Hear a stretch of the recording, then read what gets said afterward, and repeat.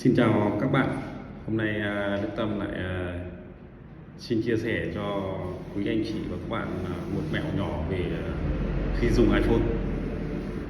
99% các bạn là thường thường là bị máy treo không cắt được nguồn, là hay bị mất tiền. Thì hôm nay Đức Tâm sẽ chia sẻ cho các bạn một mẹo nhỏ. Ví dụ như thế này, ta lướt được không được, vỗ lên thì không lướt được, nó cứ không lướt được, thì anh em hãy giữ phím nguồn này, ấn phím nguồn này và phím cộng này sẽ nổi ra, và chúng ta hãy tắt máy, khởi động lại. Như vậy là xong thôi. Đó. Thì nếu mà có hay thì xin quý anh chị em là follow để Đức Tâm sẽ hướng dẫn cho các anh chị những mẹo tiếp theo. Xin cảm ơn.